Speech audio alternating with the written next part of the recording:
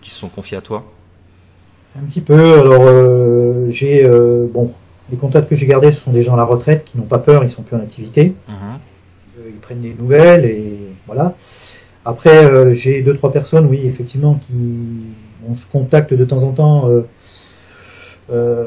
par rapport à ces histoires-là. Je sais pas. Enfin, j'ai plus de nouvelles de lui depuis un moment, mais au départ, j'avais des contacts avec lui. Je sais pas si tu as entendu parler de l'affaire de Pichon, un commandant de police qui avait dénoncé l'usage abusif et illégal des fichiers STIC, les fameux, on les appelle plus STIC maintenant, mais c'est ces fameux fichiers qui recensent toute la population illégalement. Il avait alerté à l'époque sa hiérarchie dans les règles et à très haut niveau. On l'a démoli. On l'a démoli. On l'a démoli, on l'a mis en retraite, même pas pour invalidité, on l'a jeté. Et il se bat, il a gagné des procès, il se bat pour être réintégré, mais le Conseil d'État ne valide toujours pas sa réintégration, donc parce qu'il ne sera pas intégré. Tant que ce pouvoir-là derrière agit, il ne sera pas réintégré. Mais autrement, non, pas plus que ça. J'ai pas plus de contacts. D'accord. Et par rapport à ce fichier de fichage de tous les citoyens français, est-ce que tu savais à l'époque où tu avais connaissance de ce fichier que tout était relié avec, que c'était partagé les informations avec les Américains? Non, je ne savais pas ça. J'ai pris connaissance de cette histoire de fichier. C'est arrivé à peu près en même temps que mon histoire. Ouais. J'ai acheté le livre. Il a sorti un livre, je l'ai lu. On l'a, il n'a pas eu le même parcours que moi, mais on l'a décrédibilisé dans le même sens que moi, dans le but de le faire passer pour un mauvais fonctionnaire, un malade, mais je ne savais pas, j'avais pas connaissance de ces fichiers. Oui, t'étais pas du tout dans les théories du complot. À la limite, tu voyais les complotistes comme des huluberlus, quoi. Oui, sans plus, parce que c'est vrai que quand on est un fonctionnaire de base, on exécute, c'est tout. On nous demande d'ailleurs d'exécuter. Et d'ailleurs, excuse-moi aussi, je reviens sur un truc. Peu de temps après mon affaire, quand le ministre de l'Intérieur, Monsieur Valls, a pris les manettes, il a fait renforcer, il a durci le code de déontologie. C'est-à-dire qu'il l'a durci dans le sens où tout fonctionnaire doit maintenant fermer sa gueule et il ne doit même pas dénoncer quelque chose d'illégal. L'omerta. Puisque sinon il se fait démolir. Et c'est arrivé juste derrière mon affaire. Et il y a une personne, un journaliste, qui avait dit à l'époque, dans un article, que en créant mon association, j'avais ouvert les portes de l'enfer. Ça voulait tout dire. Mais en fait, leur but, c'est d'avoir c'est pas des êtres humains qui volent, c'est des robots. C'est des gens qui pensent pas, qui n'ont pas de conscience, qui n'ont pas de...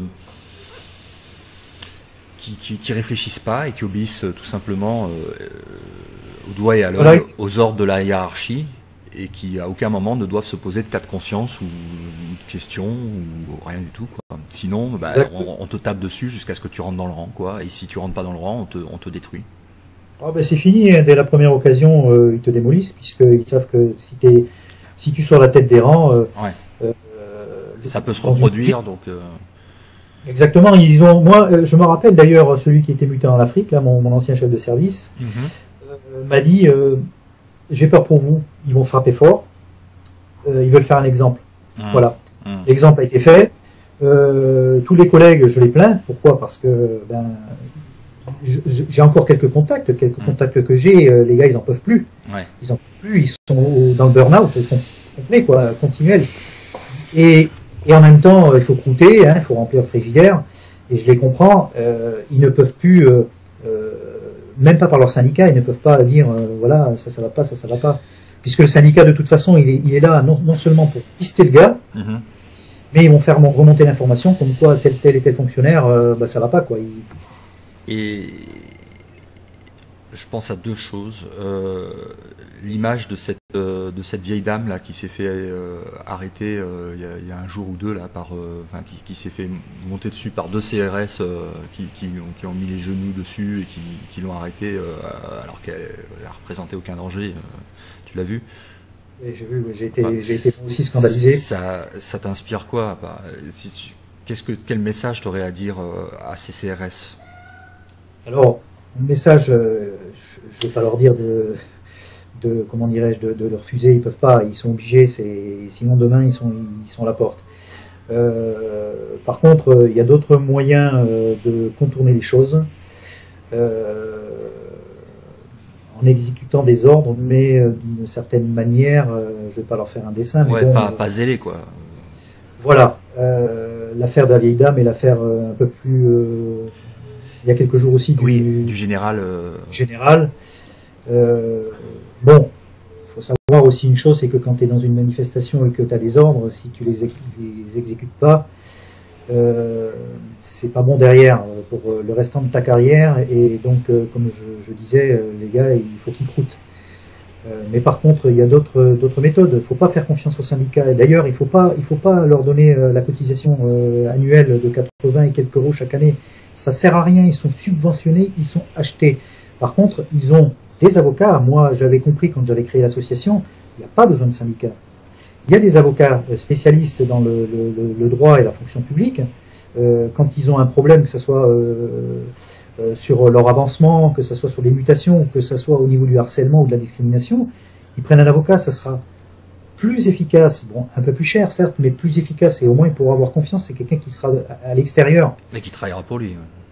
Qui travaillera, voilà, en principe, mais un syndicat, c'est donner de l'argent par la fenêtre et de ne pas avoir de garantie derrière. Moi, franchement, si j'ai un message à leur faire passer, c'est d'arrêter de rincer ces corrompus. Voilà, je vais pas être léger dans les termes et dans les mots. Hein. Ce sont des corrompus. J'avais déjà écrit dans ce sens-là, puisque moi, quand je suis passé en conseil de discipline, il n'y en a pas un qui a levé le doigt pour dire c'est vrai, ce qu'il y a dans votre dossier, c'est pas normal. Ils ont tous baissé la tête. Je les ai regardés droit dans les yeux. Je leur ai dit, vous pouvez pas dire à un moment donné que ce que j'ai dénoncé n'existe pas. Ils ne m'ont pas répondu. On a vu en 2015 2 attentats énormes. Alors je dirais d'avoir dénoncé la RGPP et la diminution des effectifs. Quelque part, et j'étais pas le seul à le dire, on avait raison. On avait raison. Pourquoi maintenant ils font un virage à 180 degrés et ils font même des concours, je dirais, allégés pour pouvoir rapidement embaucher des milliers de fonctionnaires. Mais, à un moment donné, attends, quand tu gouvernes, tu es censé comprendre les choses mieux que nous. Oui, enfin bon, ils sont pas là pour aider les gens. Faut bien comprendre aussi qu'ils sont là pour le pouvoir et l'argent et certainement pas pour aider les gens. Donc, il y a pas quand même une prise de conscience, même si elle n'est pas suivie d'actes, au niveau des fonctionnaires de police concernant justement je sais pas, quand tu es fonctionnaire de police, tu dois prêter un serment de protection des citoyens. Or, là, le problème, c'est le gouvernement. Donc, les citoyens ont besoin d'être protégés de ce gouvernement criminel. Ce sont que des criminels au gouvernement. Il n'y a pas un moment où les policiers se disent « Mais je sers à quoi ? Est-ce que je suis pas là pour empêcher le peuple d'aller poursuivre ces criminels qui sont à la tête de l'État et qui continuent de faire des morts partout, de s'ingérer dans les politiques étrangères, de mentir, de voler, etc. C'est ces gens-là que je défends, quoi. Mais il n'y a pas un moment où je sais pas. C'est un peu compliqué. Moi, je suis rentré à une époque. Ils y pensent pas, ils en ont pas conscience ou. Si, ils sont tous écœurés. Ils sont tous écœurés. Ils aimeraient bien trouver une solution. Si demain, je pense qu'il y avait un espèce de putsch dans le pays. Ils seraient tout de suite solidaires avec la population. Seulement. Donc ce qui manque, c'est quoi alors? C'est le nombre de citoyens qui, tant que ça reste à des manifestations de 5, 10 000 personnes, 200 000 personnes, ça, ils se mouillent pas. Mais si ça montait à des millions de personnes dans la rue, tu veux dire qu'ils changeraient de camp et c'est une question de nombre? J'en suis persuadé. S'il y avait des millions de personnes, mais vraiment des millions, dans la rue, quitte à faire tomber le pouvoir, ils poseraient le casque par terre et ils iraient avec la population. Ça s'est déjà produit dans d'autres pays. Oui, ça s'est produit dans d'autres pays, ouais. Ouais, donc moi j'en suis persuadé, mais là, à l'heure actuelle, ils sont obligés d'exécuter et voilà, ils essayent, certains essayent de le faire. Quand tu es dans une manifestation et que il y a beaucoup de casse et que tu prends, moi ça m'est arrivé, tu prends beaucoup pendant des heures de choses sur la figure. Tu essayes de te protéger, mais à un moment donné, tu as les nerfs qui craquent aussi. parce que t'es le fusible en fait, t'es le fusible de l'État, mais le mauvais fusible, le mauvais côté. C'est toi qui prends le pouvoir, on a strictement rien à foutre. Ah non, ils s'en foutent complètement de toi. Nombre de victimes. Tu sais, je vais dire un truc. Tu sais comment aux États-Unis ce qu'on appelle les familles régnantes, hein, les familles Illuminati qu'on appelle comme les Rothschild, les Rockefeller et tout ça, enfin ceux qui vraiment ont le pouvoir sur la planète. Tu sais comment ils appellent les policiers? Comment ils les appellent, nos chiens? Ça m'étonne pas. Our dogs. C'est le nom, c'est le nom qu'ils utilisent entre eux pour parler des policiers. Nos chiens. Ça m'étonne pas. En fait, ils s'en servent pour le pouvoir s'en sert pour protéger leur petite combine, pour se protéger eux-mêmes, mais pas pour protéger la population. Non. Moi, quand je suis rentré dans la police, le premier message qu'on m'a fait passer, c'est que c'était d'assurer la sécurité des personnes et des biens. Là, ça a complètement changé. Là, maintenant, c'est plus ça. C'est d'assurer la sécurité du pouvoir. Voilà, de leurs biens et de leurs combines. Mais la population, elle n'est pas du tout sécurisée. Là aussi, je ne veux pas rentrer dans les détails, hein, mais j'ai été à un moment donné aide des mineurs. J'ai travaillé sur des sites un peu chauds. À l'heure actuelle des choses, l'état d'urgence, c'est du flanc. C'est du flanc. On a de quoi s'inquiéter. C'est pas la peine de compter sur les forces de sécurité parce qu'il y en a déjà plus. On les a complètement déplumées. Mais en même temps, j'ai envie de dire que les terroristes, ils ont un tapis rouge devant eux. C'est inquiétant parce que ils sont protégés, ces gens-là. Moi, j'ai travaillé dans certains endroits où j'ai protégé des personnalités, hein, dans le 16e et du côté des ministères. Il y a, je sais pas combien de forces de l'ordre au mètre carré. Là, il n'y a aucun souci. Là, il n'y a aucun souci. Et le reste de la population, c'est des statistiques. On trafique les statistiques et puis voilà, on dit que tout va bien. Enfin bon. Et est-ce que tu as été dans les manifestations confronté à des policiers en civil qui reçoivent des ordres pour faire du grabuge de manière à ce que les caméras de télévision puissent filmer quelque chose d'un peu scandaleux? Ça s'entend dire, mais j'ai pas eu de confirmation de la part en fait d'un policier lui-même. Mais il y a plein d'images qui sont montrées sur Internet de manifestants où il y a des groupes, parfois d'hommes cagoulés, qui feraient en fait partie des services de police pour foutre le Bronx dans la manifestation en fait. Sincèrement non, j'en ai jamais entendu parler. Si ça a été fait, ça a dû se faire vraiment très discrètement. Ils ont peut-être pris du personnel qui venait extérieur. Voilà, qu'on n'est pas censé connaître. Ouais. Bon, non, moi je peux pas confirmer ce. D'accord, ok. Par contre, je serais pas étonné aussi que ça se fasse parce qu'à un moment donné, comme on dit, il faut créer le chaos. Alors, justement, c'était la question suivante. Est-ce que, hormis les manifestations, le cas qu'on vient de citer, est-ce que tu as des exemples dans ta carrière où tu as entendu parler de création du problème? Création du problème. Ouais. De création du problème. J'étais dedans, je ne devais pas m'en rendre compte parce que quand tu es en plein milieu d'une salade comme ça, tu t'en rends pas forcément compte. Mais avec les années derrière, j'ai réfléchi à certains trucs et quand je vois maintenant ce qui se passe sur les médias et à propos des quartiers par exemple, j'ai beaucoup travaillé dans les quartiers et il faut avouer que quand il se passait rien dans les quartiers, on avait des consignes d'aller dans les quartiers. Bon, et c'est là que ça dérapait. C'est là que bon, il faut réinvestir le territoire. Mais il y a des manières de le réinvestir le territoire. Ouais. Nous, on nous envoyait là-dedans comme si on allait provoquer carrément à l'attaque avec tout l'équipement. Moi, je me suis retrouvé dans de mauvaises postures dans les quartiers, mais on n'y allait pas pour dialoguer. Pas pour dialoguer, donc il fallait terroriser en fait. Je pense qu'il fallait terroriser. Et à des moments où il n'y avait pas de problème dans le quartier. Exactement, à des moments où il n'y avait aucun problème. Alors qu'il y aurait peut-être eu d'autres endroits où il y a des problèmes et que ces forces qui ont été envoyées à un endroit où il n'y a pas de problème, ils auraient été utiles au même moment à un endroit où il y avait effectivement un danger, un problème à régler, quoi. Exactement. Exactement. Il y a des endroits où il y a pas mal de cambriolage, mais seulement la population qui habite dans ces endroits-là n'intéresse pas le pouvoir. Plus que ça, puisque ce sont des gens une classe sociale au-dessus, et à part les cambriolages, il n'y a pas grand-chose. Je veux dire, il vaut mieux aller dans les quartiers où ça bouge, où il y a du feu. C'est plus intéressant sous le plan médiatique.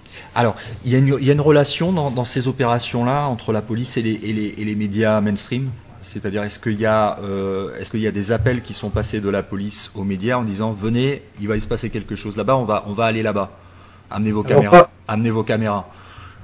J'ai toujours été étonné de la rapidité des médias, mais pas à notre niveau. Moi, j'ai pas été témoin, si tu veux. Ouais, toi, t'as pas accès à cette information-là. Si c'est parti de plus haut.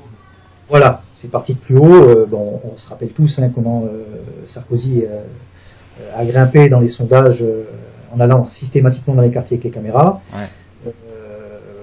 Donc, effectivement, j'étais toujours surpris de voir les médias arriver pile poil au bon moment, au bon endroit. Presque avant nous, je dirais. C'est arrivé presque avant nous. Il va y avoir un scénario là, on va se mettre en place. Puis nous, on est arrivé derrière. Bon, on en revient à la même thèse qu'on disait tout à l'heure, semer le chaos, montrer politiquement que... Créer le problème pour faire accepter la solution. Exactement, c'est ce qui se passe actuellement pour faire accepter aux gens... l'état d'urgence et toutes les conneries. D'être surveillé, et ultra surveillé, et hyper surveillé, quoi. Donc la surveillance a ses limites à un moment donné, c'est une intrusion carrément maintenant dans nos vies privées. Ouais, et puis en plus, au-delà de la surveillance qui est déjà inadmissible, c'est qu'il y a cohésion de l'État avec des puissances étrangères et partage d'informations confidentielles sur les Français avec des puissances étrangères. Parce que quand je te parlais des États-Unis, il n'y a pas que les États-Unis. Mais donc c'est assez grave ce qu'ils font, quoi. Et comment tu vois l'avenir en France, honnêtement, dans les 2-3 prochaines années? Comment tu vois ça?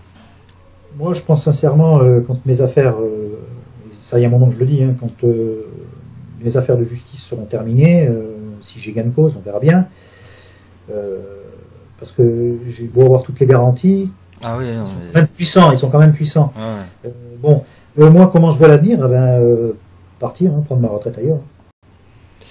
Et la France, tu la vois, tu vois une lueur d'espoir pour la France? Tu penses que les Français vont se réveiller un jour et puis descendre dans la rue, ou tu crois que vraiment c'est foutu, ils sont trop contrôlés mentalement et... Contrôlé mentalement, je pense que le Français a toujours eu cette réputation de pouvoir se réveiller à un moment donné ou à un autre. Ouais. Je pense que la solution ne viendra pas, à mon avis, elle ne viendra pas des urnes, parce que non, c'est sûr. C'est joué d'avance, on sait. Si un sursaut, je dirais, du peuple, il se fera dehors, dans la rue, avec une prise de conscience peut-être pour demander à ce que finalement le peuple puisse gérer à nouveau son avenir, son quotidien, et non plus ce pouvoir qui se maintient depuis des années en place, et puis qui s'autoprotège entre eux de toute façon, parce que moi j'ai vu des personnes évoluer sous une tendance politique et évoluer sous l'autre tendance politique. Donc bon, comme Valls, qui avant défendait les Palestiniens et maintenant qui défend Israël. Voilà. Et moi, je ne fais pas de politique parce qu'on m'a accusé, là aussi pour me décrédibiliser à un moment donné, on m'a accusé de tout, de faire partie de l'extrême droite, de faire partie de l'extrême gauche. Ouais. Moi, je suis à un stade que, bon, de toute façon, avec mes affaires, la politique, ça me passe vraiment au-dessus de la bien tête. Sûr. Ouais. Parce que je n'ai plus confiance, justement, dans le système, bien sûr. Le système est totalement pourri. Et je vois personne en qui j'ai confiance actuellement. Ouais. Est-ce qu'il y a d'autres médias que tu contactes actuellement et qui te relaient au niveau de l'information, ou est-ce qu'ils ont peur de diffuser ton information? Comment ça se passe? Alors au début, j'avais quelques supports médiatiques, mais depuis, je les ai relancés et plus rien.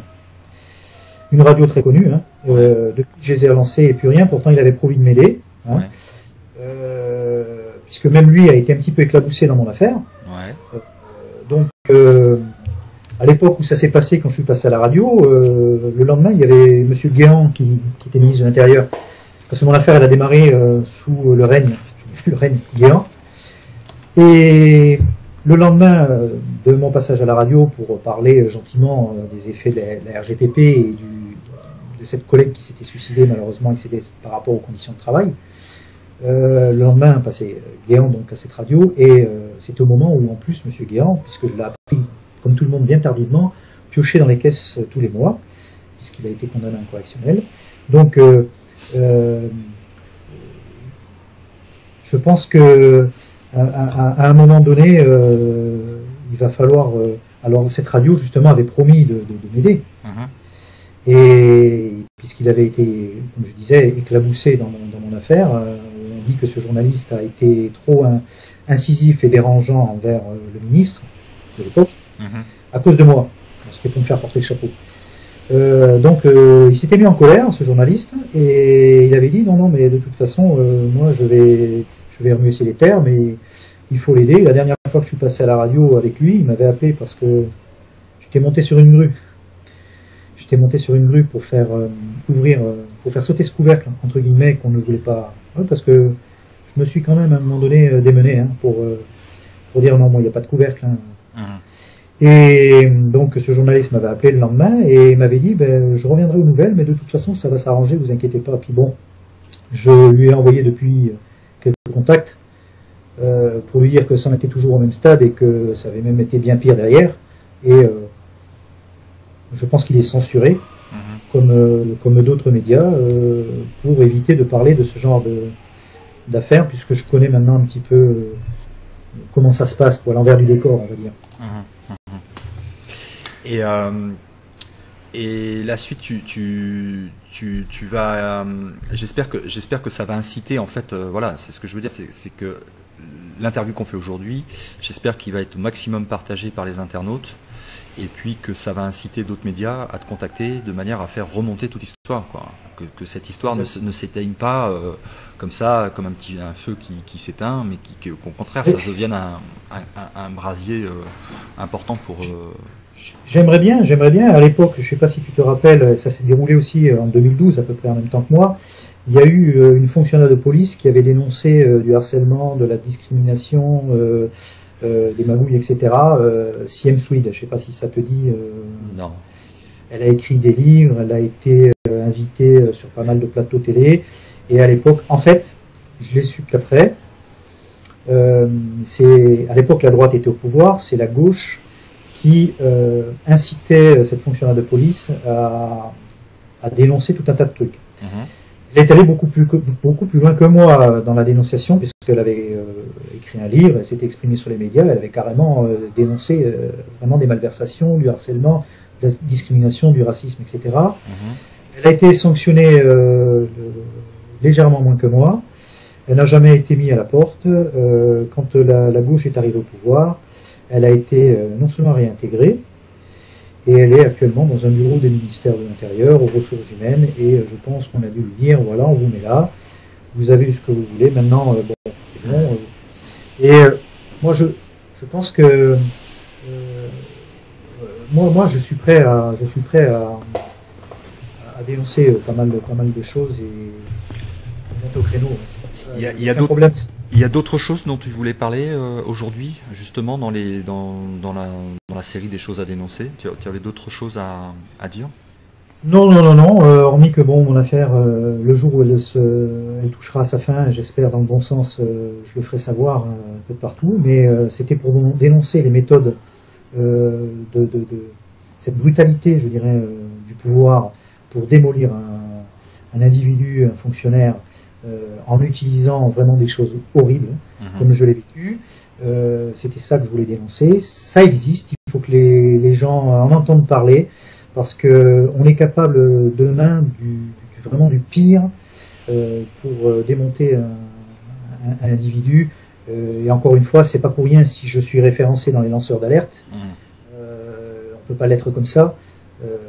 Donc les lanceurs d'alerte sont aujourd'hui vraiment menacés, quoi. Ouais. Les sites de réinformation aussi, tous ceux qui luttent contre le système et qui dénoncent le système, quoi. Tous ceux qui les mettent en danger, hein. De toute façon ils essayent de sauver leur peau, hein. De toute façon c'est aussi simple que ça, hein. Donc il faut taire ce qui dérange, quoi. Ok, bah écoute, moi c'est bon pour moi, je te remercie. On va rester sous l'heure, comme ça c'est pas trop long pour que les internautes puissent regarder cette vidéo. Éventuellement on fera un suivi quant à des nouvelles ou s'il y a d'autres choses qui te viennent en tête dont tu voudrais parler, on fera un suivi. Je vais te laisser le mot de la fin et je pense qu'il faut qu'on lance deux messages en fait, un aux citoyens et puis un autre au service de police. Moi j'invite évidemment tous les gens qui peuvent témoigner, qu'ils soient dans les services de police ou chez les militaires, à venir en fait nous aider à combattre en fait ce système criminel en rapportant les affaires qui se tournent à l'intérieur de la police ou des circuits militaires. Je sais que peu de personnes veulent parler. On est prêt, enfin moi je suis prêt en fait à faire aussi des interviews éventuellement à visage caché pour protéger ceux qui sont toujours dans les services de police ou de militaire. On peut utiliser aussi des logiciels de modification de voix, enfin il n'y a pas de problème, mais il faut vraiment prendre ses responsabilités et puis il faut arrêter de se taire parce que qui ne dit mot consent. Le mal a besoin pour perdurer de notre silence, voilà, et donc ils utilisent la peur et pour nous maintenir dans le silence et c'est comme ça qu'ils nous tiennent. Or, on est beaucoup plus fort qu'eux, on est 99% de la population mondiale et je peux vous dire qu'il y a énormément d'indignés partout, hein, que ce soit dans tous les pays. Donc n'ayez pas peur, vous pouvez vous protéger en gardant l'anonymat, mais venez, contactez-nous de manière à ce qu'on puisse faire remonter les informations. Il faut absolument faire remonter les affaires et faire tomber ces gouvernements criminels, quoi, et que le peuple récupère enfin son pouvoir de décision sur ce qui se passe dans son pays, parce que là ça part, c'est-à-dire que si on fait rien, de toute façon, votre boulot vous le garderez pas, parce qu'il y a un moment donné ça va aller vers la guerre civile, et puis les premiers qui vont être sur le front et qui vont s'en prendre plein la gueule, c'est vous. Donc déjà c'est pour votre sécurité. Et deux, pensez aussi à l'avenir. Enfin, il y a les enfants qui arrivent derrière. Quelle société on va leur laisser? C'est-à-dire, qu'est-ce que vous voulez qu'ils disent de vous plus tard? Est-ce que vous voulez qu'ils disent papa, non, il faisait rien, il était complice et puis voilà, il avait trop peur. Il y a un moment, c'est il faut se reconnecter je dirais, à sa conscience, quoi, hein. On a tous une conscience. Je pense qu'il faut un moment se reconnecter avec et puis prendre les bonnes décisions, quoi. On peut pas laisser les gens se faire détruire comme ça, comme ton exemple, hein, sans réagir. Quand on s'en prend en fait à un être humain, on s'en prend à toute l'humanité. C'est pas en détournant le regard, un peu comme à la façon de ce qui se passe dans les trams de métro, où quand une femme se fait violer, tout le monde tourne la tête pour voir pour dire s'il se passe rien. Non, on peut pas. Si on continue comme ça, on va vers le chaos, on va vers la guerre civile, on va vers des années et des années de guerre civile. Il y aura énormément de morts. C'est ce que, en plus, le pouvoir criminel veut, parce que ils essayent, d'un côté, on le voit sur la scène géopolitique, d'un côté ils essayent de déclencher des guerres mondiales avec des vassaux de l'OTAN comme la Turquie qui s'amusent à abattre des avions dans l'espace aérien de la Syrie, etc. On le voit, ils essayent de faire déclencher des guerres mondiales, et de l'autre côté on a une tentative aussi de déstabilisation à l'intérieur du pays pour provoquer la guerre civile. C'est-à-dire qu'on fait arriver des tonnes de migrants qu'on peut pas intégrer, n'a pas les moyens d'aider, quoi. Et on monte en fait les images pour que les populations se mettent sur la gueule entre les juifs, les arabes, les cathos, les blancs, tout ça pour que les gens se mettent sur la gueule, quoi, hein, tout simplement. On veut déclencher des guerres de style de guerre de religion, je sais pas, enfin une guerre civile. Donc il y a ces deux plans qui avancent en même temps du nouvel ordre mondial, hein, c'est-à-dire provoquer le chaos. De toute façon, voilà, c'est clair, c'est provoquer le chaos. Et donc il y a deux façons de réagir par rapport à ça. Soit on fait rien et on est complice du système en sachant pertinemment où on va, et puis à la fin de sa vie, vous allez avoir des sacrés regrets, quoi, hein, parce que avoir assisté à ça, et puis c'est comme les mecs qui ont participé sous le régime de Vichy et qui aidaient les Allemands pendant la guerre. Je veux dire, ils s'en mordent les doigts. Hein. Donc on est face au nazisme, hein. Le nazisme, il est à l'intérieur de chez nous, hein. Ça c'est très ressemblant en tout cas.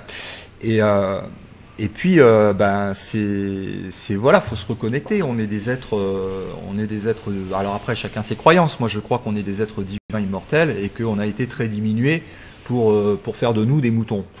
Mais je pense que c'est pas ce qu'on est à la base, et que une fois qu'on récupère en fait ces informations et cette compréhension du monde et de la manipulation qu'il y a derrière des gens qui tirent les ficelles autour pour atteindre leur nouvel ordre mondial, là, hein, on comprend le plan, et puis après, il y a un moment, il y a plus rien à perdre, quoi. On est dans un moment où il y a plus rien à perdre. C'est soit on vit à genoux, et puis le futur, c'est un truc de puçage dans le bras qui peuvent vous couper à n'importe quel moment pour vous garder esclave, et puis avec les banques. Et puis voilà, ou alors c'est se lever, de reprendre son pouvoir, les coronesses, tu vois, et puis se battre. Et puis emmener les gens avec nous. En plus, on rencontre des gens formidables quand on fait ça, parce qu'on rencontre des gens qui sont sortis du système, qui ont eu une sorte d'expérience qui leur a permis de se rapprocher de qui ils sont vraiment. Parce que quand ils étaient en fait avant sous les ordres, ils étaient éloignés d'eux-mêmes, perdus. Et le fait de sortir, alors ça a des conséquences évidemment négatives par rapport au salaire, à l'argent, aux pressions qui sont difficiles à prendre. Mais putain, quand tu passes ça, mais quel soulagement d'être devenu un être humain, quoi, tu vois. C'est ce que je voulais te dire. Ouais. Moi, pour reprendre le terme bien connu, c'est le message que j'aurais à faire passer, hein, à ceux qui sont en fonction, y compris à toute la population à côté. C'est indignez-vous, hein, c'est connu cette expression. Ne pas devenir acteur de ce qui risque de se passer à nouveau comme dans les années 30. De pas collaborer en fait, hein, d'éviter de tomber là-dedans, parce que ce sont nos enfants derrière et les générations à venir. On va leur laisser un héritage complètement pourri. Moi, je verrais mal demain mon pays. On n'en est pas loin, avec des espèces de Gestapo dans les rues pour arrêter les gens pour des idées politiques ou autres. Et ceux qui vont être acteurs de ça, justement, qui vont être obligés d'exécuter. Je les plains. Donc, à un moment donné, faites en sorte que ça n'arrive pas, et montez au créneau. Et plus on est, comme tu disais, justement, c'est une force incroyable. On ne peut pas exécuter, si on est des centaines de milliers, voire des millions, on ne peut pas exécuter quelque chose contraire. Donc, à un moment donné, moi, j'ai envie de leur dire, indignez-vous, ouais. Indignez-vous, et puis contactez-moi, parce que moi, de toute façon, dans ma mission là, je veux dire, il n'y a plus rien qui me fait peur, hein, donc allez-y, hein, balancez-moi tout. Moi, je publie, on va les faire tomber, on va s'y mettre. On est nombreux, voilà, parce que il y en a pas beaucoup qui parlent, mais je peux te dire que derrière, on est énormément. Et puis les rangs en plus sont en train de se remplir du côté de la résistance, hein. Je peux te dire que tous les jours, les rangs grossissent, quoi, hein. Donc regarde les pays qui se sont réveillés, les pays arabes qui se sont réveillés, voilà. La Tunisie, etc. Ils ont... Donc il y a plein d'exemples qui prouvent aussi que le système est à sa fin et qu'ils sont au bord de tomber du gouffre. Hein. C'est pour ça c'est comme un rat qui est acculé dans un coin et qui au bout d'un moment, il te saute dessus parce que c'est sa vie qui est en jeu, quoi. Donc ils sont comme ça. On voit le cas là. Il y a des affaires qui remontent, que ce soit aux États-Unis, il y a Hillary Clinton qui va être poursuivie. Il y a Sarkozy en ce moment qui est poursuivi. Même si ça traîne, etc., qu'ils ont toujours des petites sorties de secours grâce à leur réseau maçonnique à la con, ça va tomber. Il y a un moment, il faut continuer à secouer, ça va tomber. Mais ça peut se faire qu'avec l'aide de tous les humains qui se réunissent. Et puis voilà. Donc appelez-nous, appelez-moi, contactez-moi sur le site Stop Mensonge et on s'organise comme ça des vidéos, visage découvert ou visage masqué, avec la voix comme vous voulez. Mais il faut absolument faire remonter les affaires. Voilà. Écoute Laurent, aucun souci. Je te remercie, moi, en tout cas, d'avoir pu faire passer mon message et ce que je vis, ce que j'ai vécu et ce que je vis encore. Hein. C'est une preuve comme quoi il y a vraiment des magouilles dans les couloirs de nos institutions. Et c'est vraiment des magouilles criminelles, quoi. C'est vraiment des magouilles de mafia, quoi. Et la mafia, elle est en col blanc, il faut la stopper, quoi. Voilà. Merci Laurent, et puis à bientôt. On reste en contact. Passe une bonne soirée. Merci à tout le monde. Bye bye.